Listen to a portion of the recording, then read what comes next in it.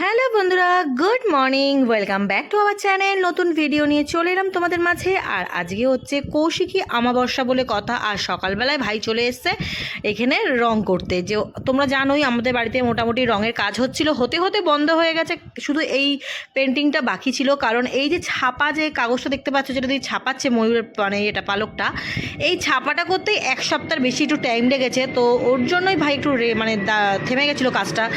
আর এখন যেহেতু মাস পড়ে গেছিলো, ভেবেছিলাম আমি কাজটা করাবো না, কিন্তু বললো কোনো অসুবিধা নেই, তুমি করাতে পারো, যেহেতু তুমি নতুন কাজ ধরছো না। তোমার কাজটা ছিল, কিন্তু কাজটা কিছু কারণে ওয়েট করতে হয়েছে, তার জন্য। তো আমি মনে হয় ঠিক আছে, তাহলে করিয়ে নিই কাজটা।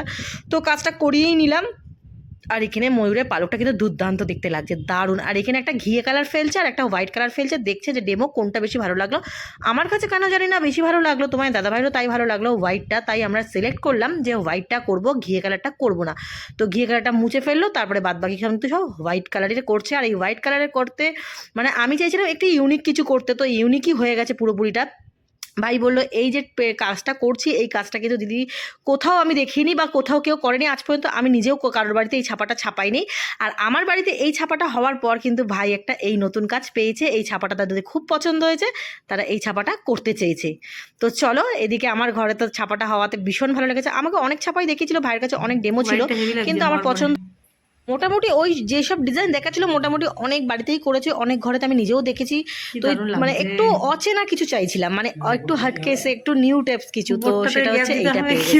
তুই জানিস উপরটা থেকে ওই যতটুকু হয় হাফ যেরকম হয় না, ভালোই লাগে। সাদাটা হেভি লাগছে, ফুটছে ভালো, ডিপ কালার। আর সামনে সাদা এটা পালকটা দেখে কেমন মনে হচ্ছে বলতে, যে রং তুলে দিয়ে আঁকে না, তুলির টানে কেউ এঁকেছে এরকম, ঠিক এরকম মনে হচ্ছে দেখে। দারুণ লাগছে, পুরো গেট আপ চেঞ্জ হয়ে গেল।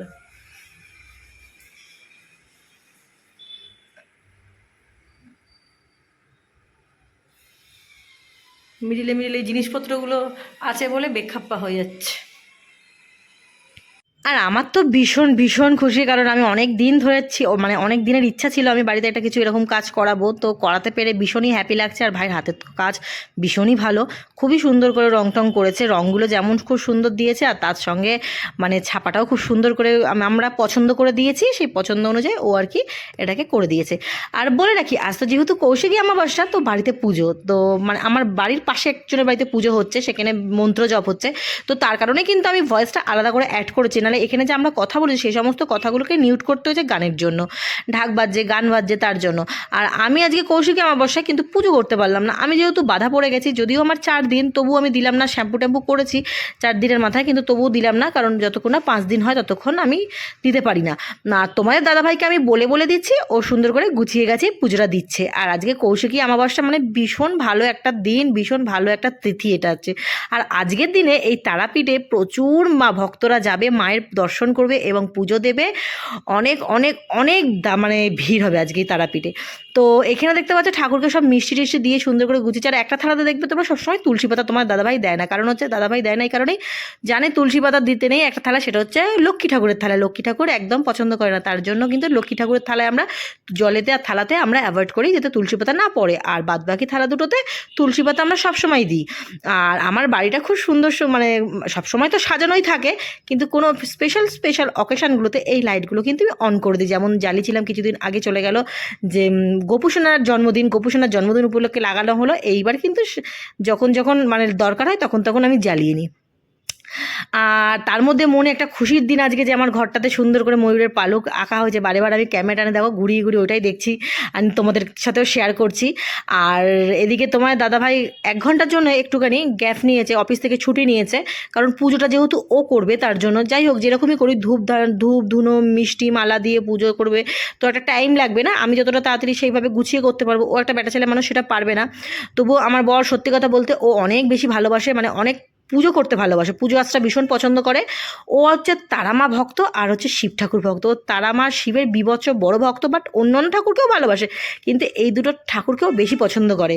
তো চলো, তোমার দাদাভাই এখানে মালাটা পরাবে বলে উঠে পড়ছে। এখানে তো মইটা ছিল ভাগ্যিস, ওই যারা মিস্ত্রিরা কাজ করছে তাদেরই মই।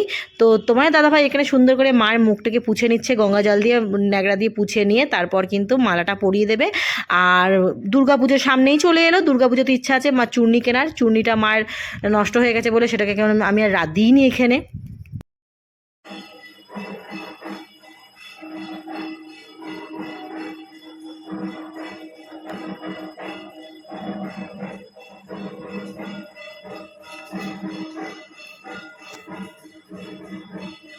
ওর মধ্যে ঠেকাবি না, হ্যাঁ, ওরা কিন্তু আমার কর্তামশাইয়ের খুব ইচ্ছা বাড়িতে একটা তারা পুজো, মানে তারা মায়ের পুজো করবে, মানে শ্যামা মা পুজো হয় না, সে শ্যামা মায়ের পুজো করবে। তো সত্যি কথা বলতে আমাদের ফ্ল্যাটটা ছোট্ট বলে না আমি খুব রিস্ক নিতে চাই না, কারণ যেহেতু ছোট্ট জায়গায় কোথায় করব কিভাবে করব, আর যেহেতু ঘরে করতে নেই, যদিও সামনে আমাদের ছাদ আছে কিন্তু ঘরটা তো ছোটো, মানুষজন এলে তাকে জায়গা দেওয়া বসার একটা ব্যাপার স্যাপার থাকে। আর মায়ের পুজো তো তোমরা জানোই খুব নিষ্ঠা করে, খুব মানে সেইভাবেই করতে হয়। তো মা যদি কোনো দিন চায় নিশ্চয়ই মার পুজো আমরা করব, মা না চাইলে তো কিছু হবে না, মা চাইলে নিশ্চয়ই কোনো একদিন হবে।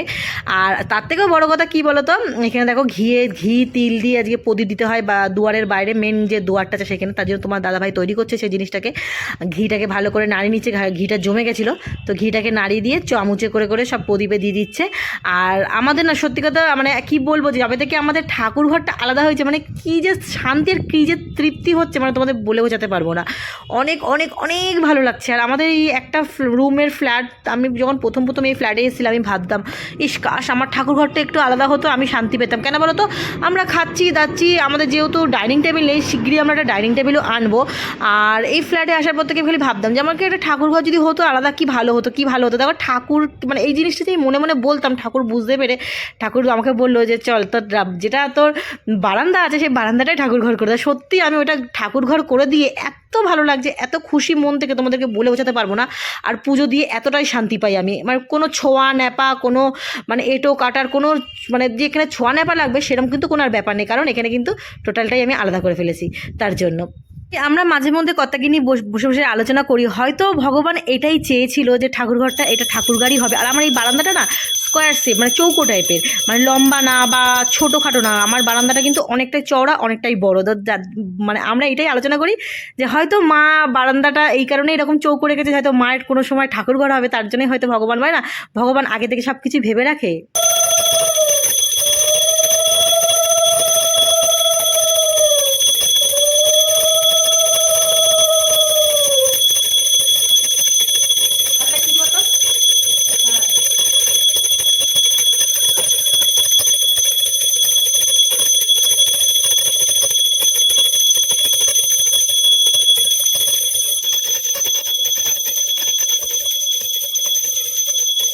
বাইরেও দেখে এসেছি।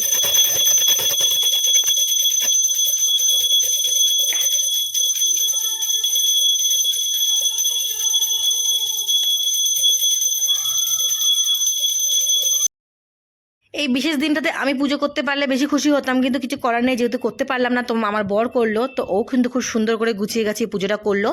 আর চলো পুজো আমাদের কমপ্লিট হয়ে গেছে। আর আমাদের পাশেই কিন্তু হচ্ছে মানে তারা মায়ের পুজো, আর সেখানেও মন্ত্র হচ্ছে, জপ শুনছি, মন্ত্র শুনছি, ঠাকুরের ঢাক বাজছে, আর ভীষণ ভীষণ ভালো লাগছে। তোমাদের সাথে শেয়ার করবো, তোমরা দেখতে পাবে বন্ধুরা রাত্রির 1টার সময় কীভাবে মানে মন্ত্র জপ হচ্ছে, আর আমরা বসে বসে শুনছি, কী যে আলাদা একটা ফিলিংস তোমাদের মানে বলে বোঝাতে পারবো না।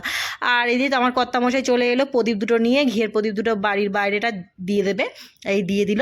এবার আমি ওকে বলে বলে দিচ্ছি, ও সেইভাবে করছে। বেটা ছেলে মানুষ তো সব কিছু তো অত গুছিয়ে করতে পারে না আমাদের মেয়েদের মতন, তোকে বলে বলে দিচ্ছি ও করছে। তো আমার বর কিন্তু আমার হাতে হাতে প্রচুর হেল্প করে, প্রচুর কাজ করে দেয়। সত্যি কথা বলতে আমার যখন শরীর খারাপ হয়, বা আমার মানে শরীর খারাপ যদি নাও হয়, মানে ও আমার সত্যি কথা বলতে ডেলি প্রচুর কাজ করে দেয়, মানে আমার হাতে হাতে অনেক হেল্প করে দেয়, যে কোনো কাজেই আমার প্রচুর হেল্প করে দেয়। তো যার কারণে কি হয়েছে, আমার অনেক সুবিধা হয়েছে, কোনো কাজে যদি আমি অসুবিধা হয় তো সঙ্গে সঙ্গে ওকে বললে ও সেই কাজটা কিন্তু আমার সলভ করে দেয়। তো চলো এদিকে আমাদের দেওয়া কমপ্লিট হয়ে গেছে, তোমাদের দাদাভাই লাইটটা অফ করে দিচ্ছে। আর তোমাদেরকে বলি তোমাদের ভিডিওটা কেমন লাগলো প্লিজ কমেন্টে জানি, আশা করি আজকে ভালো লাগবে। ভালো লাগলে লাইক কমেন্ট শেয়ার করতে একদম ভুলবে না। কালকে নতুন একটা ভিডিওর সাথে আসবো। হ্যাঁ, এখন ডেলি ভিডিও কিন্তু আমি দিচ্ছি না, আমি ভিডিও কিন্তু সপ্তাহে 2 কি 3টে এরমভাবেই ভিডিও দেওয়ার চেষ্টা করছি, কারণ আমার কর্তামশার অনেক কাজের প্রেশার, আর ওর কাজের প্রেশার মানে আমারও কাজের কিন্তু প্রেশার সঙ্গে সঙ্গে বেড়ে যায় ঘরের, কারণ ও যেহেতু টাইম পাবে না, ওকে টাইমে খাইয়ে দাইয়ে ওকে গুছিয়ে গাছিয়ে বের করতে হবে অফিসের জন্য, আর তার সঙ্গে সঙ্গে কিন্তু আমাকেও তৈরি হতে হবে তার জন্য। তো চলো বন্ধুরা, এখানে দেখো যে বলছিলাম তোমাদের পুজোর কথা, এখন বাজে রাত্রি 1টা প্রায়। তো এখানে পুজো হচ্ছে আর আমরা এখানে বসে বসে কিন্তু মন্ত্রটা শুনছি। তোমরাও একটু শোনো, তোমাদের সাথে শেয়ার করলাম।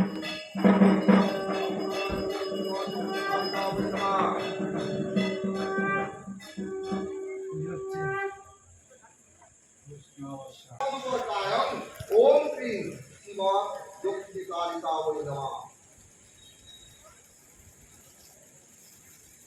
ओम भौमे तस्मै पुनराश्वरे जलाय नमः। भौमे तस्मै पुनराश्वरे जलाय नमः। भौमे तस्मै पुनराश्वरे जलाय नमः। एकदंडपुत्रे पुनराश्वरे जलाय नमः। আমরা বাড়িতে বসে বসে পুজোর মন্ত্র শুনছি আর মনে दुखी कालिका वै नमः। ভালো, আমরা মন্ত্র সুন্দর, সারা রাত পুজো হবে আর আমরা বসে বসে পুজো দেখবো এখান থেকে। কিন্তু মায়ের মুখটা দেখাতে পারছি না, শুধু ওই পর্দাটা নিচের দিকে নামানো বলে, আর গাছের ডাল, প্যান্ডেল আর গাছের ডালের জন্য। গাছের পাতাটার জন্য। হুম, ফার্স্ট টাইম না এখানে পুজো হচ্ছে? হ্যাঁ আগের বারে হয়নি, তার আগের বার দেখিনি।